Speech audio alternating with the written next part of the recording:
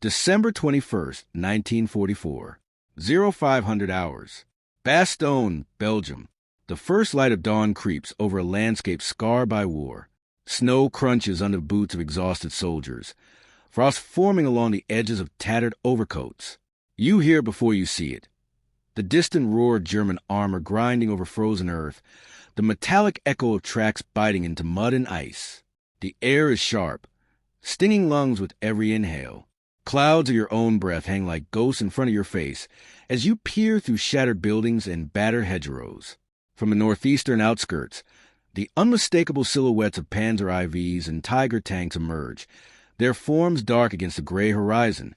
Flak 88s glint briefly as they pivot into firing positions, the Nazi standard fluttering in the icy wind above the command posts. German reconnaissance scouts move with mechanical precision. Binoculars press against frost-laden faces, eyes scanning the village streets for signs of weakness. Smoke spirals up from distant artillery impacts, curling around the skeletal remains of houses that had once been homes. Inside Bastogne, the 101st Airborne, nicknamed the Screaming Eagles, brace in dugouts, foxholes, and commandeer barns. Frostbites at exposed skin. Fingers stiffen around M1 Garens. The men have been standing watch for days. Rations thin, morale stretched tight across the icy tension of anticipation. Engineers hammer in improvised barricades, sandbags stacking unevenly against the skeletal walls of bombed-out buildings. The streets are lined with abandoned vehicles, trucks half buried in snow, tires frozen solid. Each step echoes, a reminder that nothing moves without consequence here. General Anthony McAuliffe stands inside the headquarters command tent, maps spread across a frost-dusted table. Cigarette smoke drifts lazily under the canvas roof, mixing with the scent of cold metal and damp wool. Around him, staff officers whisper in clipped tones, reading reports over the crackling field telephones. Every page, every dispatch confirms a grim reality. The Germans are converging. Supplies are limited, artillery scarce, and reinforcements days away, if they arrive at all. The first German emissaries approach Bastogne under a white flag. Snow crunches beneath their boots as they near the American lines. You can almost hear the collective inhale of the encircled paratroopers. Inside their folded papers, typed in German, lies the formal demand: surrender, capitulation, give up the town, hand over the wounded. The words themselves are weapons, intended to sap courage before the first shot is fired. Frost-coated hands tremble slightly as the documents pass between translators, each syllable heavy with implication. Outside, the village is a tableau of anxiety. Sherman tanks stand abandoned, tracks frozen in the streets, their turrets facing the wrong direction due to hasty repositioning. Machine guns are placed in snowdrifts. Soldiers move with calculated urgency, carrying ammunition and water, the repetitive clatter of metal echoing against brick and stone. You sense every heartbeat is synchronized with the distant drone of German engines and the intermittent crack of artillery. Smoke from chimneys rises in thin, reluctant columns, masking both movement and intent, a fragile cover against the approaching storm. McAuliffe reads the demand twice, letting the weight of the words settle. His eyes scan the maps. Arterial roads funnel the German advance. Panzer columns could reach the town in hours. He exhales sharply, blowing condensation from his face as he lifts a telegraph receiver to relay a response. The tent is quiet, only punctuated by the distant whine of artillery and the scraping of snow under boots.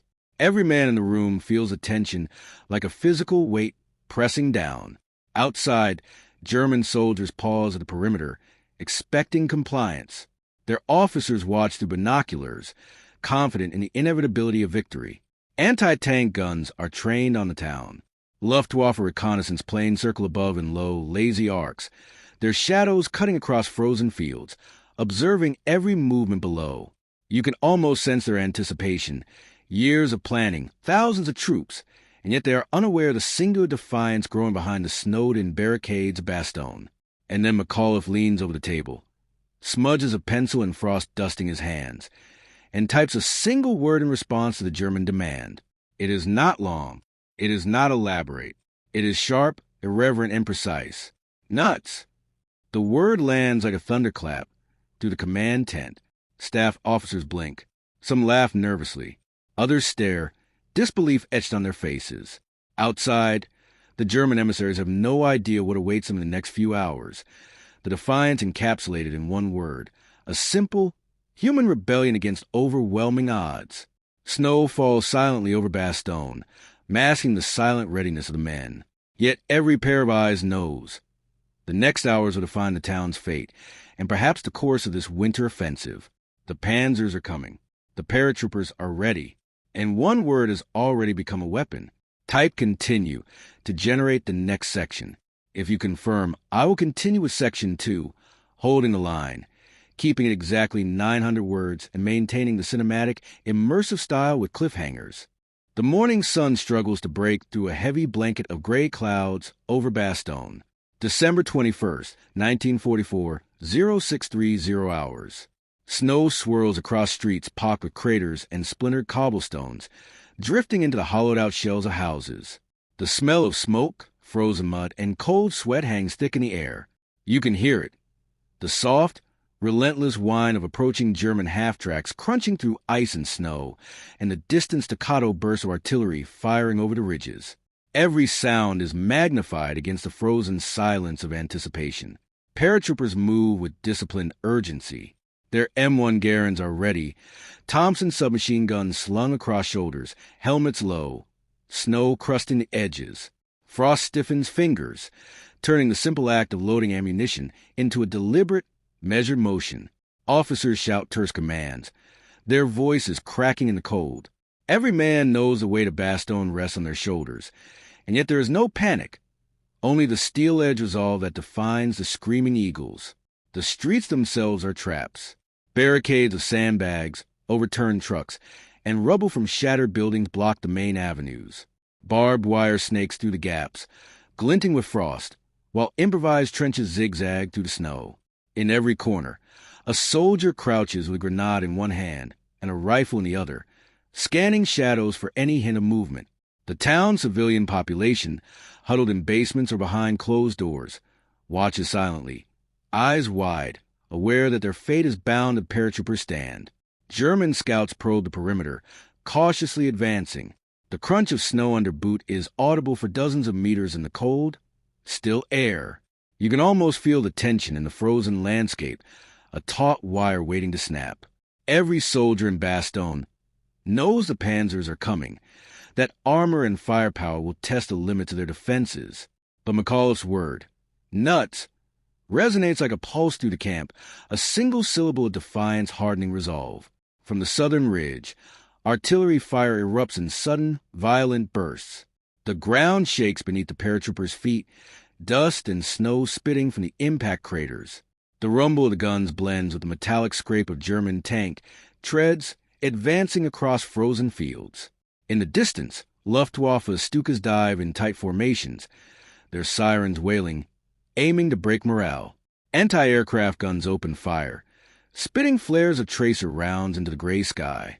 Snowflakes dance in the fiery light, turning the battlefield into a surreal theater of motion and noise. Inside a commandeered bakery, Corporal James Muldoon peers through a shattered window. His breath fogs the glass as he scans the streets below. Every corner could conceal a German rifleman, every alley a machine gun nest. He whispers a prayer under his breath, grips his rifle, and checks the magazine one last time. Outside, Sergeant Thompson yells instructions to a squad of weary soldiers, voices cutting to the din of artillery, and shouts. They move like ghosts through the wreckage, laying claymore mines, reinforcing barricades, and tending to frozen wounds. The temperature hovers near zero, frost forming icicles along the edges of helmets and rifles. Soldiers' cheeks are raw, lips crack from the cold, yet there is an unspoken camaraderie, a bond forged in shared fear and defiance. You can feel in the way they glance at each other, a silent acknowledgement that survival depends on unity, on each man holding the line for the next. Suddenly, the first German shells strike near the northern edge of town. Wooden beams splinter, glass shatters, and the shockwave rattles the frozen streets.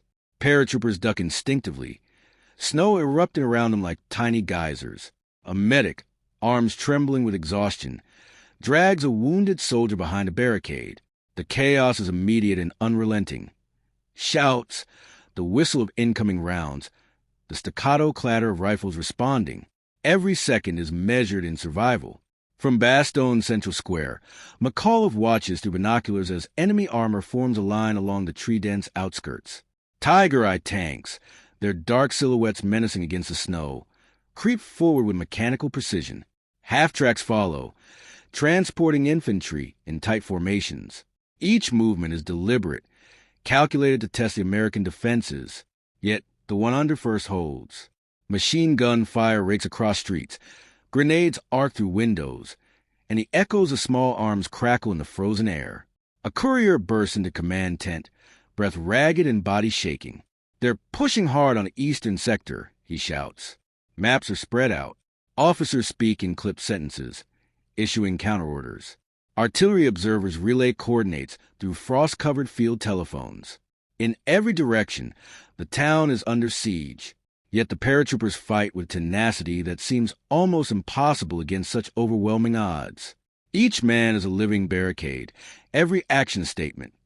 Bastogne will not fall quietly. Hours pass. Snow continues to fall, blanketing streets in white, masking movement, muffling sound. Yet beneath this silent exterior, the battle rages with relentless intensity. Soldiers press forward in ambush, dragging wounded comrades, checking ammunition and reinforcing positions. The Germans push. The screaming eagles push back. Tracer rounds streak through smoke and snow, illuminating faces etched with frost and fatigue. Time stretches, each second pregnant with possibility, danger, and death. Then, just as visibility diminishes under heavy flurries, a new threat emerges. German engineers begin laying explosive charges along key intersections. The paratroopers spot them, rushing to intercept. A firefight erupts, echoing off the frozen walls of Bastogne. Bullets ricochet. Snow sprays like frozen mist, and the sound of screaming engines mixes with shouted commands.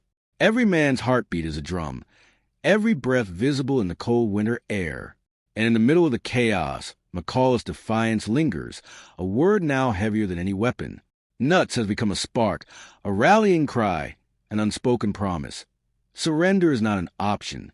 Every time German forces advance, the paratroopers' fire stiffens. Every shell that lands is met with resilience. Every maneuver countered. Bastogne is alive with resistance, human and unbroken. But even as they hold, a deeper tension builds. German tanks are regrouping, artillery lines shifting, and the next strike promises to be larger, more devastating. The paratroopers know this is only the beginning. The snow continues to fall. The wind bites harder, and the panzers are closing. Type continue to generate the next section. If you confirm, I will move to Section 3, encircled and defiant, again keeping exactly 900 words and building tension toward the next major moment. The sky above Bastogne darkens with low-hanging clouds, a gray ceiling pressing down on the town's frozen streets. December 21st, 1944, 1,100 hours. Snow whips across shattered windows, drifting into gutted homes where civilians huddle in basements, listening to the relentless thunder of artillery. From the command tent, McAuliffe surveys the streets, his breath steaming in the cold. Around him, officers and aides move like shadows, carrying messages, checking positions, and delivering terse orders. Every movement is precise. Every glance is calculated. Outside, the 101st Airborne braces along the town's perimeter.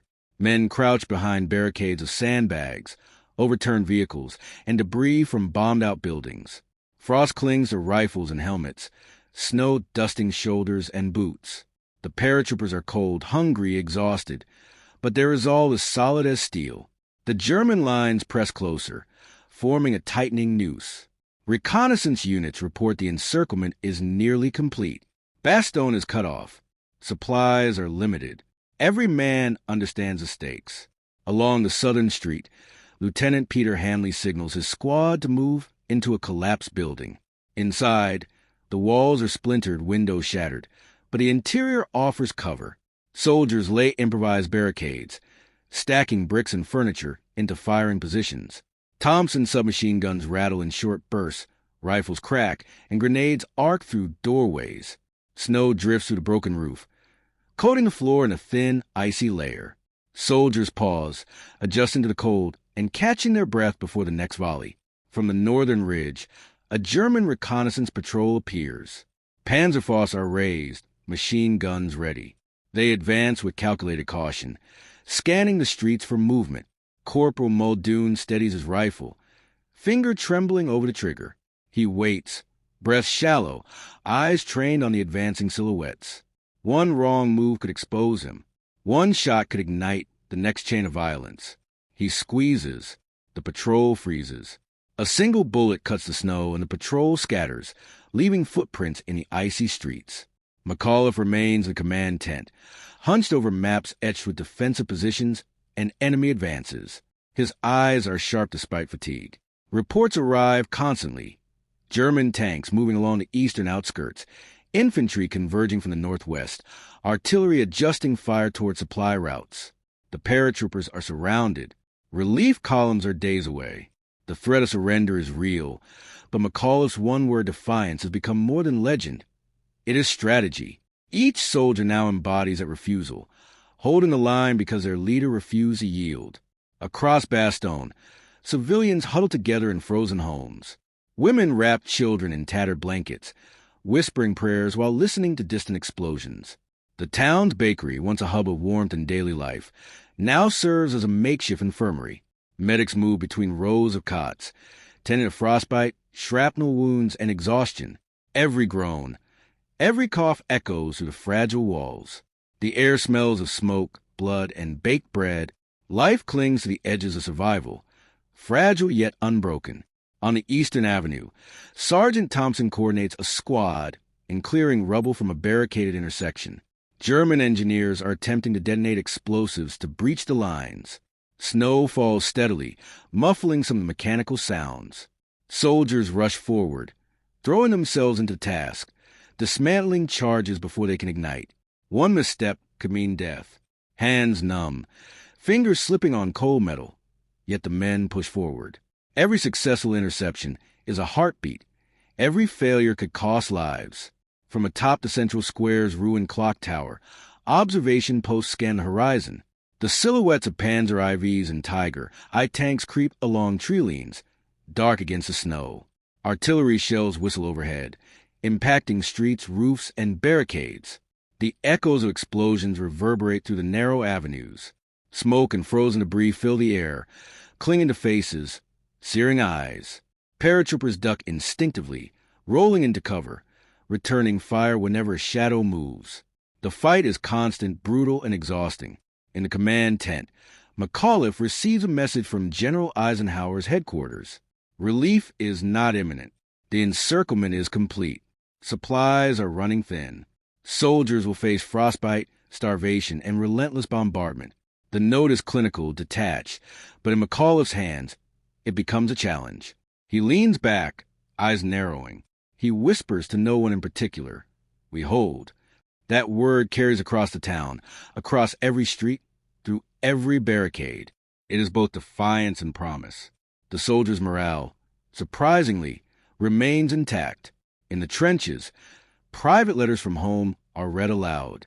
Shouts of encouragement ripple through the snow, bolstering courage. Hold on. One man yells to his comrade. We got Bastogne in our hands. The psychological war is as crucial as the physical.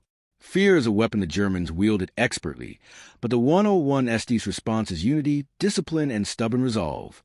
They are a living shield around the town, each man a pivot in a human lattice of defiance.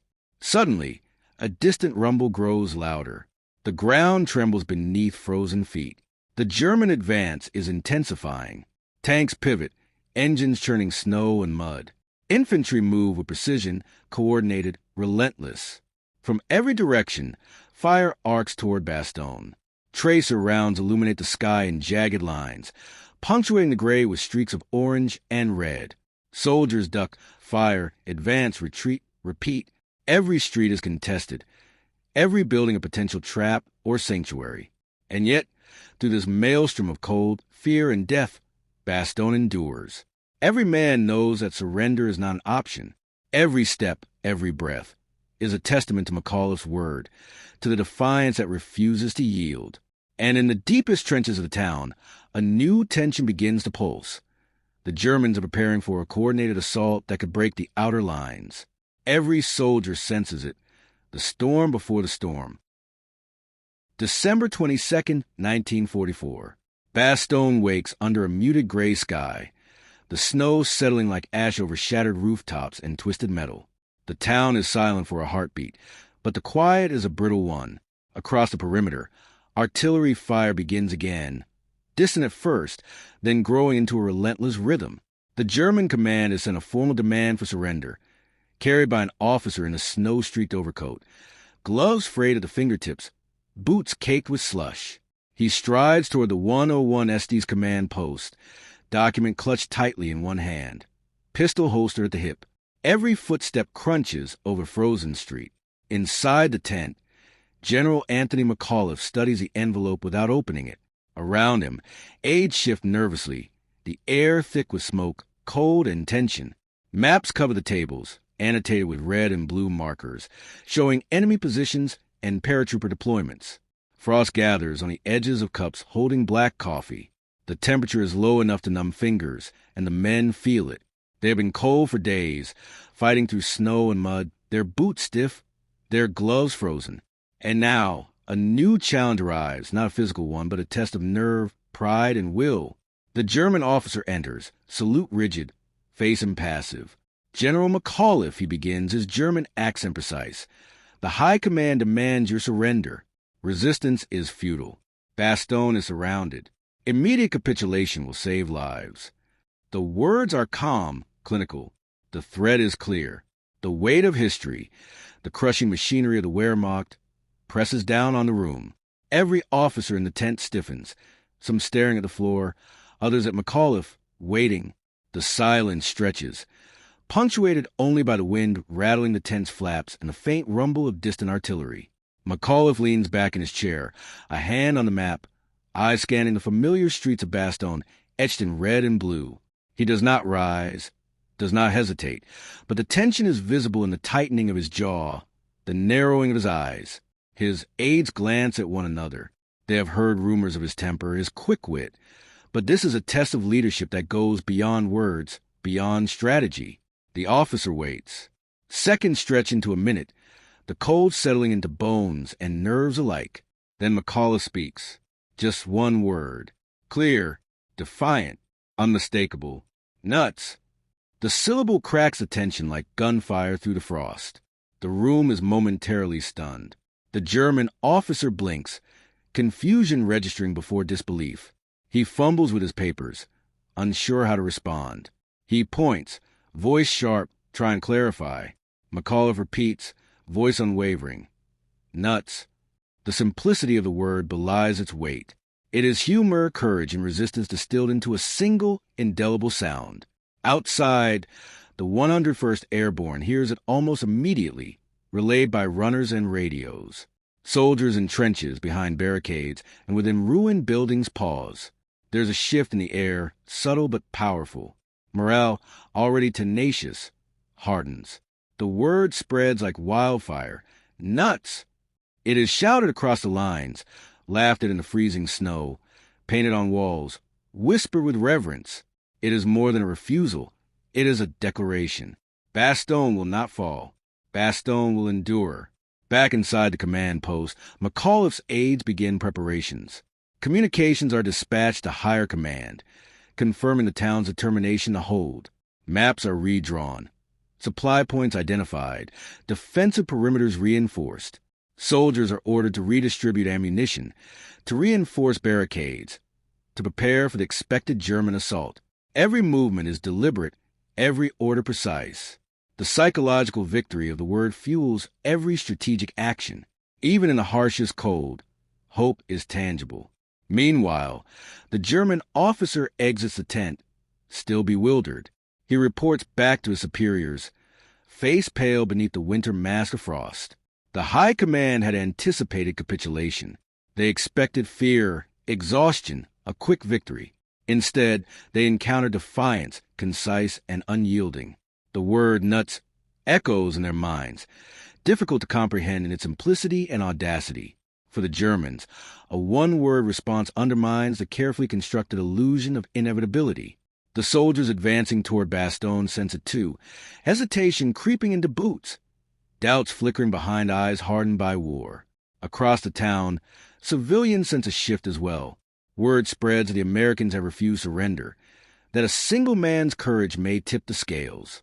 Families cling to one another, drawing strength from the soldiers' determination. In basements and attics, whispers of nuts circulate with awe. The morale of Bastogne becomes a living thing, feeding off the paratroopers' defiance, pushing against the encroaching snow and steel of the German siege. The German units, meanwhile, adjust their plans. Officers in overcoats consult maps. Orders are whispered and shouted. Artillery coordinates recalculated. Tanks maneuver into firing positions. Infantry squads ready their weapons. They are professionals, well-trained and relentless. But for the first time, doubt threads through their ranks. The simple, defiant word has become a psychological wedge, a fissure in the confidence of an otherwise disciplined army. Back in the command tent, McAuliffe reviews defensive positions, considering the worst-case scenarios. He knows the Germans will attack with everything at their disposal: artillery barges, armored assaults, and infantry charges. Yet the word has done its work. The men of the 101st now operate with renewed vigor, their eyes sharper, their resolve harder. Each street, each building, each frozen barricade is a testament to one general's unyielding spirit. Every soldier knows surrender is not an option. Night begins to fall over Bastogne, the sky fading into a deep, bruised gray. Flurries drift down, coating streets and rubble in a soft, deceptive layer. The distant thunder of German artillery punctuates the night, the whistle of incoming shells slicing the silence. Inside the command tent, McAuliffe's eyes reflect the dim lantern light. Maps spread before him. The word has been spoken. The town is ready. And yet, the coming hours promise relentless danger, where courage will be tested in the harshest terms, and the true cost of defiance will be measured in blood and snow. Night deepens over Bastogne. The wind howls through shattered streets, carrying the scent of gunpowder, snow, and fear. Trenches, hastily dug behind rubble-strewn buildings, are filled with men whose faces are streaked with frost and grime. Fingers numb, rifles clutched as if their lives depend on it. They do. The German artillery continues its relentless drum, each shell splintering wood, brick, and ice with deafening precision. The air is electric, charged with tension and the scent of burning cordite. Every man knows the town is encircled, that retreat is impossible, and that survival depends on a thin line they hold tonight. General McAuliffe moves among his men, boots crunching over frozen debris. He stops at each trench, examining positions, nodding at soldiers whose eyes are a mix of exhaustion and determination. He offers terse words of encouragement, never long speeches, because there is no time. Every second counts.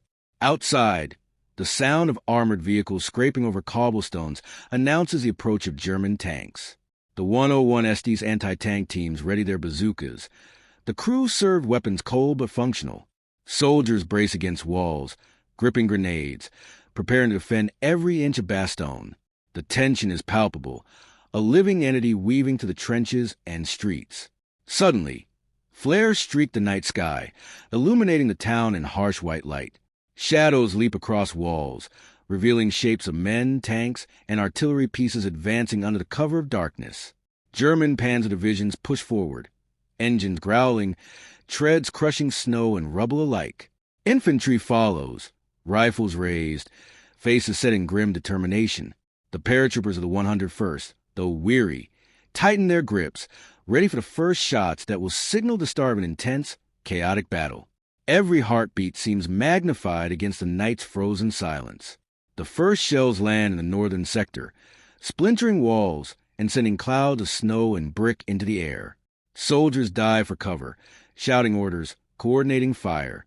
McAuliffe stands briefly behind a barricade, surveying the chaos. "Hold!" he shouts, voice carrying over the dim bazooka's crack. Rifles fire in controlled bursts, and every impact echoes against the crumbling buildings. Men huddle behind barricades, their breath visible in the cold night air, eyes scanning for movement, alert for every shadow that could conceal a German soldier ready to strike. Suddenly, a tank breaks through the northern barricade. The paratroopers engage with bazooka teams, firing in synchronized bursts. The tank shudders under the explosive hits, but presses forward, treads grinding through frozen earth. Infantry squads swarm around it, tossing satchel charges, grenades, anything they can wield. The battle becomes a blur of motion, men running between cover, shouting, firing, ducking under debris. Snow melts under gunfire, turning streets into slush. The night is alive with chaos, yet each soldier moves with precision of training and the desperate clarity of survival. In the western sector, another German assault unfolds. Snow-covered streets echo with the march of boots and the bark of machine guns. The 101 SD soldiers use the ruins to their advantage, firing from second-story windows, barricaded alleyways, and shattered walls. Every building becomes a fortress, every corner a killing ground. The Germans encounter unexpected resistance. The paratroopers' resolve, hardened by McAuliffe's defiant word, pushes them beyond fatigue. They fight not just for Bastogne, but for the very principle of refusal, the refusal to surrender, to yield, to break under pressure. Amid the chaos, medics move swiftly, dragging wounded soldiers to temporary aid stations, bandaging frostbitten fingers, and attempting to staunch bleeding. Their movements are precise, almost mechanical, as if choreographed to a rhythm of survival. The wounded shout, curse, and pray, their voices lost in a storm of artillery and rifle fire. Each medic carries not just supplies, but a lifeline of hope, a reminder that the human spirit persists even in the harshest of winters. At the command post, McAuliffe receives radio updates from every sector. Messages crackle through static-filled channels, detailing enemy positions, casualties, and advances. He marks the maps with chalk, issuing orders, adjusting defensive lines, and coordinating artillery fire from supporting units outside the perimeter. Every decision is critical. One miscalculation could mean the collapse of the entire defense. Yet through it all, McAuliffe maintains an unshakable calm. His presence alone steadies the men, reinforcing their resolve to hold, to endure, to fight back with every ounce of energy and courage left in their frozen bodies. The battle rages through the night. Flashes of gunfire illuminate faces twisted by cold and determination. Explosions throw snow and rubble into the air. Soldiers shout, scream, and pray, moving fluidly between cover, their focus razor-sharp despite fatigue and fear. The Germans attempt to encircle Bastogne fully, pressing on multiple fronts, but every advance is met with ferocity. The 101 SD's paratroopers exploit the terrain, the ruins, and their intimate knowledge of the town streets. Every soldier knows that surrender is not an option. Bastogne is not just a town. It is a symbol of resistance, and every man contributes to its defense. As dawn approaches, the first light creeps over the horizon, faint and cold. The artillery fire has not ceased, but a pattern emerges. The Germans have been slowed, their momentum broken. Streets remain contested, but the paratroopers' defenses hold firm. Exhausted men huddle in the ruins for a moment of reprieve. Snow clinging to uniforms, rifles still clutched tightly. McAuliffe surveys the streets from the command post, noting the hard-won resilience of his soldiers. The word nuts has become a tangible force in the town, embodied in every soldier's refusal to yield, every barricade that stands, and every tank that has been repelled. The morning frost glints over shattered rooftops. Bastogne has survived the night, battered and scarred, but defiant. Yet McAuliffe knows this is only the beginning. The German forces will regroup, strike again, and push with renewed fury. The paratroopers brace themselves for the next assault, understanding that endurance, courage, and ingenuity will be their only weapons against a relentless enemy. Every moment is a test, every decision a matter of life or death, and the battle for Bastogne continues, unyielding and unforgiving. Morning light spills over Bastogne, weak and gray, cutting through smoke and frost. The streets are littered with rubble, splintered timber, and abandoned equipment, frozen in place by the night's battle. Soldiers of the 101st Airborne move cautiously, scanning every shadow, every ruined doorway, anticipating the next German assault. The enemy has not retreated. Their panzers and infantry linger just beyond the town's outskirts, regrouping, repairing treads, and readying another push. Yet something has shifted. The paratroopers' morale, bolstered by McAuliffe's defiance, radiates outward, transforming fear into determination, panic into precision. In the command post, McAuliffe studies a tactical map spread across a makeshift table. Chalk marks indicate German advances, artillery zones, and paratrooper positions. Radio chatter crackles incessantly, voices strained but resolute. He listens carefully, noting every weakness, every hesitation in the German lines. The intelligence suggests the enemy is overextended, their confidence eroding after the night's resistance. McAuliffe's mind calculates rapidly, formulating a plan not just to hold, but to strike. Orders are scribbled in pencil, distributed to squad leaders, and executed with military precision. The 101st is about to seize initiative. Outside, the town is alive with preparation. Soldiers check weapons, reload rifles, and clean bazookas, their movements deliberate despite exhaustion. Medics move among them, ensuring the wounded are stabilized for potential participation in the coming assault. Men share brief nods and murmured reassurances, silent affirmations of unity and resolve. The wind continues to bite, but it is met with something fiercer, determination hardened by survival. Every soldier knows that Bastogne's fate depends not merely on holding ground, but on daring to reclaim it. At 8:30, the first countermeasures begin. Artillery units on the perimeter open fire with measured precision, targeting German artillery positions identified during the night. Shells scream through the sky, landing with thunderous impact. Dust, snow, and debris erupt into the air, masking the movements of paratrooper squads maneuvering through side streets and ruined buildings. Machine gun nests are neutralized with a combination of sniper fire and grenades. The Germans respond, but the paratroopers' knowledge of the terrain allows them to anticipate attacks, creating a deadly rhythm of defense and advance. Captain Thomas S. Clark leads a small squad down Rue de Neufchâteau. His men move swiftly, firing controlled bursts, ducking behind debris, and tossing grenades into suspected enemy positions. They encounter a German patrol near a collapse wall. The engagement is brutal but swift. Smoke, fire, and shouting consume the narrow street. Within minutes, the patrol is neutralized and the squad presses forward, reclaiming strategic positions abandoned overnight. The air smells of cordite and charred wood, and every surviving paratrooper feels a tangible pulse of momentum shifting toward the Americans. Meanwhile, in the northern sector, Lieutenant Colonel Robert B. Stivers coordinates a synchronized push against German machine gun positions. Bazooka teams move to firing positions behind barricades, aiming at tanks attempting to flank the town. Infantry squads provide cover fire, enabling engineers to plant demolition charges against abandoned enemy vehicles. The operation is meticulous, almost surgical, yet executed under immense pressure. Soldiers move with urgency tempered by training, aware that one misstep could unravel the entire plan. The German forces, disoriented by relentless artillery and sudden paratrooper advances, begin to falter. The psychological impact is profound. Paratroopers shout, rallying cries echoing through shattered streets. Hold the line. Forward. McAuliffe's one-word message, nuts, resonates not just as defiance, but as strategy. Each soldier internalizes it, channeling it into courage and audacity. Enemy soldiers, previously confident, now hesitate.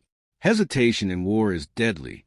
German panzer crews glance at each other, uncertainty creeping into their faces for the first time. Infantry squads slow their advance, seeking cover, reevaluating. Bastogne is no longer just a defensive perimeter. It is a proving ground, a crucible of resistance breaking the morale of a well-equipped, well-trained army. By mid-morning, the first tangible gains are evident. Key intersections and ruined buildings previously contested by German forces are reclaimed. Paratroopers work quickly to fortify these positions, constructing makeshift barricades and securing supply lines. The energy in Bastogne shifts perceptibly. Where hours ago there was exhaustion and apprehension, there is now controlled aggression. Every successful push, every repelled attack reinforces the psychological upper hand. The 101st Airborne transforms from a besieged force into an advancing one, even if only incrementally. McAuliffe moves among his men, inspecting positions, offering brief words of encouragement. He stops at a machine gun nest recently recaptured. The gunners' faces are streaked with soot and frostbite, yet they smile briefly, acknowledging his presence. "You're making them pay," he says quietly. The men understand that these small victories, tactical though they are, compound into a larger strategic advantage. Bastogne's survival depends as much on courage and cohesion as it does on weaponry and numbers. The counterattack continues through the late morning. Artillery fire keeps the enemy suppressed while paratroopers advance along critical streets, clearing buildings, disarming traps, and consolidating positions. German forces, demoralized and scattered, begin to retreat to secondary lines, their cohesion unraveling under sustained pressure. The paratroopers, though fatigued and injured, move with relentless precision. Every maneuver demonstrates the resilience that has come to define Bastogne. The town, battered and scarred, begins to feel less like a trap and more like a stage for defiance. As noon approaches, the first signals of broader strategic relief appear. Radio messages from surrounding units indicate the advance of Allied forces toward Bastogne's perimeter. McAuliffe knows that these reinforcements will not arrive immediately, but the psychological shift is profound. Hope, previously scarce, begins to seep into the town. Soldiers tighten defensive positions while pushing forward, aware that their resistance has not only stalled the German advance, but created the conditions for a larger counteroffensive. Bastogne has become a pivot point, a small town whose defense could alter the rhythm of the entire Ardennes campaign. Yet the danger is far from over. German forces, though shaken, are capable of countering, of massing their strength for another assault. The paratroopers, despite their temporary momentum, remain acutely aware that every victory is fragile. The streets of Bastogne, though reclaimed, are still filled with rubble, ambush points, and the ever-present threat of enemy counterfire. Every man knows that endurance will be tested again, that courage must be renewed with every sunrise.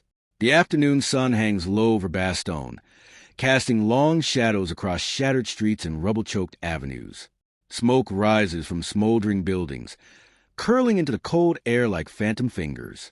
Soldiers of the 101st Airborne, exhausted yet resolute, move with a renewed sense of purpose.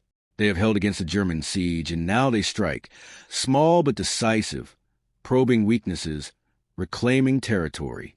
The town, once a trap, begins to feel like a fortress, a symbol of defiance in the heart of the Ardennes. Lieutenant Colonel Joseph Harper surveys Rue de Dinant, where a German Panther tank had stalled overnight. The vehicle is partially disabled, its tracks shredded by mines laid by paratroopers under the cover of darkness.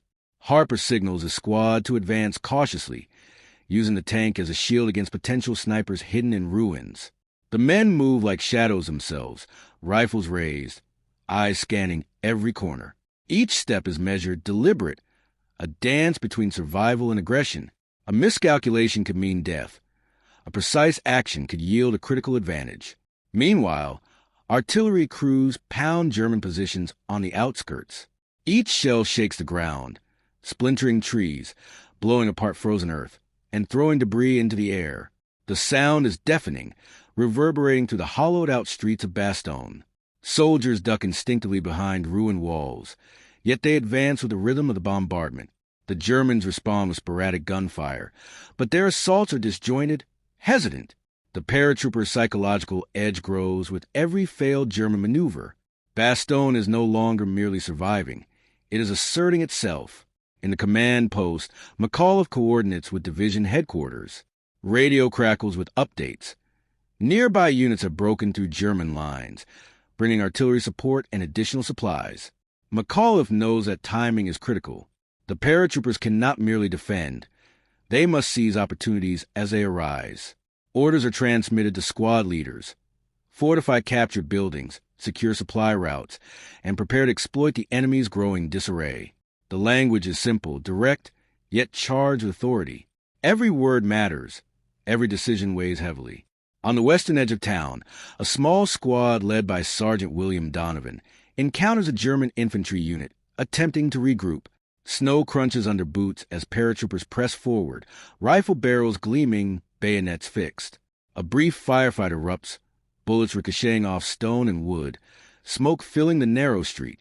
Donovan throws a grenade, silencing a machine gun nest, and his squad pushes the remaining Germans back into ruins. The momentum is palpable.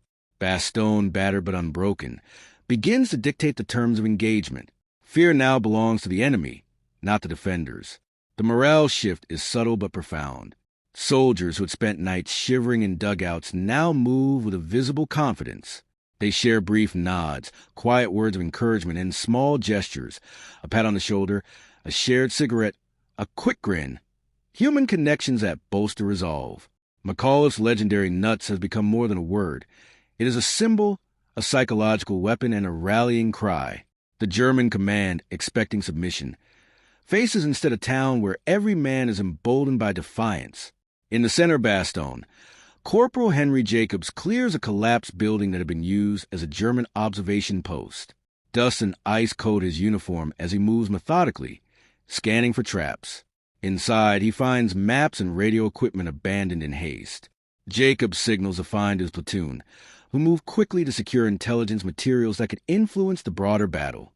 Each discovery chips away at the German advantage, transforming their confidence into confusion.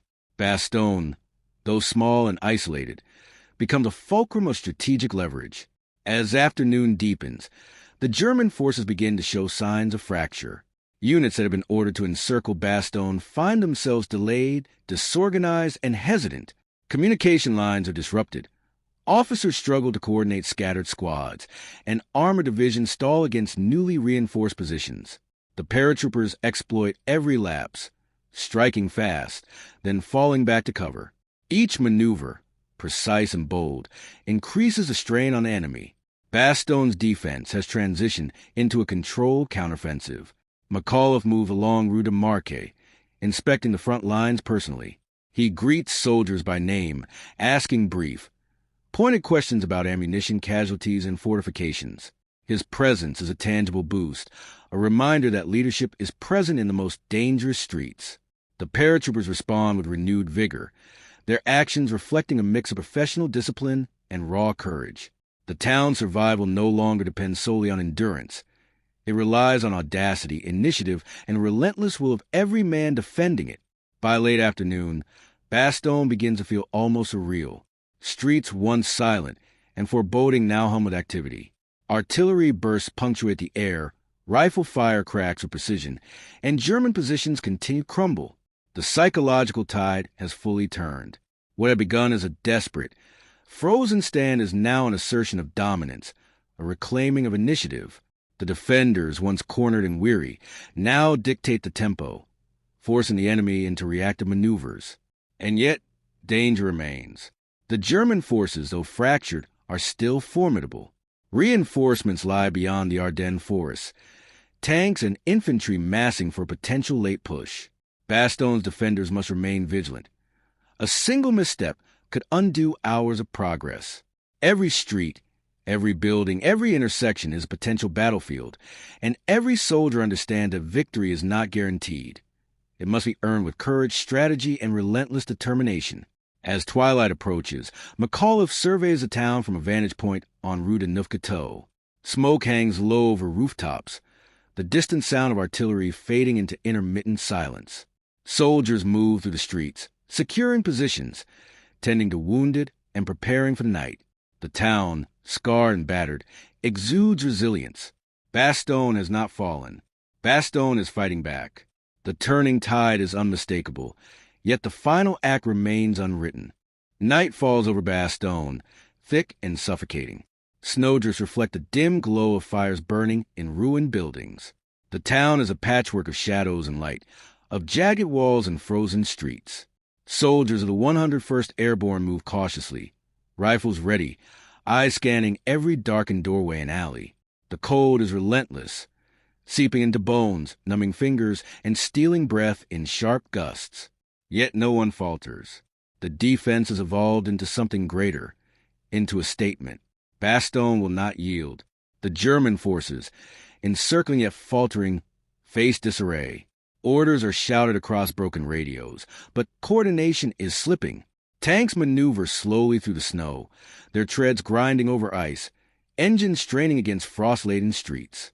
Infantry squads advance cautiously, expecting resistance at every corner. The paratroopers, anticipating these moves, lie in wait, prepared to exploit hesitation and error. Bastogne has become a labyrinth, one the Germans cannot navigate without peril. Corporal Henry Jacobs and his squad move toward the northern edge, where German positions have been spotted near the destroyed bridge over the River Less. The water, half frozen and dark, swirls under shards of broken ice. Jacobs signals silently, counting steps, measuring angles, coordinating a flanking maneuver with Sergeant Donovan's team. Every motion is precise, rehearsed under the duress of frozen nights and constant threat. One misstep could expose them to a machine gun nest or concealed sniper. Each man moves with deadly purpose. Artillery support arrives just after 20-30 hours. The rumble of incoming shells shakes the ground, sending snow and debris into the air. German units hunker behind shattered walls and overturned vehicles, attempting to weather the bombardment. Yet panic begins to creep in, subtle at first, then unmistakable. The 101st Airborne's counterattacks have claimed initiative. Bastogne is no longer merely defending. It is dominating, dictating the terms of engagement. The town's frozen streets pulse with a rhythm of calculated chaos. Every paratrooper a vital instrument in a symphony of defiance. McAuliffe, in the command post beneath a partially collapsed bakery, watches through binoculars as German armor falters under repeated strikes. He hears the faint crackle of radio updates. Reinforcements from nearby units are finally breaking through snow-choked roads, pushing back the last cohesive German columns. The one-word reply that had ignited morale, "Nuts," now echoes in the hearts of men across Bastogne. It was not just defiance. It was a spark that set an entire siege ablaze with courage. A squad of paratroopers, led by Lieutenant Harper, pushes through Rue de Dinant to reclaim a strategic intersection. German infantry, caught off guard by prior bombardments, retreat into nearby ruins. The paratroopers move quickly, clearing buildings, securing vantage points, and signaling for artillery strikes on the remaining pockets of resistance. Every captured position strengthens Bastogne's grip, eroding the enemy's will. The cold, once an enemy in itself, now seems to reinforce the paratroopers' discipline. Every man pressed together in frozen streets, fighting as one. Meanwhile, Captain Richard Bennett directs the evacuation of wounded soldiers, moving stretchers over icy cobblestones. Medics work under fire, their breath steaming in the bitter air. Each saved life becomes a testament to endurance, to the unyielding spirit of those encircled. Bastogne's defense is no longer a desperate stand. It is an organized, multifaceted counteroffensive. The paratroopers are not only surviving, they are shaping the battlefield. Their movements are synchronized, their strikes precise, their determination unwavering. At 2,230 hours, the first relief columns from General Patton's Third Army arrive on the outskirts of Bastogne. Tanks rumble over the frozen earth, armored vehicles creaking under the weight of snow. Infantry advances in tight formations, weapons ready, eyes alert. The 101st Airborne signals positions, guiding the newcomers through the labyrinthine streets. German forces, already battered by counterattacks, are confronted with fresh troops, fresh momentum, and the undeniable fact that the siege is ending. Bastogne has endured. Bastogne has triumphed. The German command realizes the futility of their assault. Units begin to withdraw, leaving behind equipment, wounded and shattered morale. Tanks stall in snowbanks. Infantry collapses under pressure, and officers struggle to maintain cohesion. Bastogne, once the heart of a desperate encirclement, has become a fulcrum of resistance. The air carries the faint smell of burning fuel, gunpowder, and frostbitten earth, a mix of destruction and survival. Every ruined street tells a story of human resilience. Every frozen ruin a testament to courage under siege. By midnight, the town is quiet except for occasional patrols, distant artillery, and the low hum of tanks consolidating positions. Soldiers of the 101st Airborne share brief, exhausted conversations. Eyes meet with relief and unspoken pride. They have endured relentless cold, artillery, and the psychological pressure of encirclement. Yet more than endurance, they have asserted control. Bastogne is alive, though scarred, a monument of courage against overwhelming odds. McAuliffe addresses his officers quietly, walking to the command post. His words are few but resolute. We held. They faltered. And we endure. No one laughs, but a shared understanding passes through the room. This is victory born not from numbers or superior firepower, but from resolve, ingenuity, and a defiance captured in a single word that refused to bow to tyranny. Bastogne stands because men chose courage over despair, action over surrender. As dawn breaks over the Ardennes, snow glistens across Bastogne's shattered rooftops. Smoke still curls from ruins, but the town is no longer under siege. Soldiers, weary but resolute, tend to fortifications, distribute supplies, and help the wounded. The 101st Airborne has not only survived, they have rewritten the narrative of the Battle of the Bulge. McAuliffe's response, once simple, has become immortalized. Nuts. A single word that defied a mighty army, that bolstered spirits, and that marked Bastogne as a symbol of unyielding resistance. The siege is broken. The winter is far from over, but the morale of the paratroopers and the reputation of Bastogne has been secured. The story of courage, ingenuity, and defiance under fire will echo through history, a lesson that even in the darkest, coldest moments, human resolve can alter the course of battle. Bastogne endured. Bastogne prevailed. And the world would never forget the day one word shamed an empire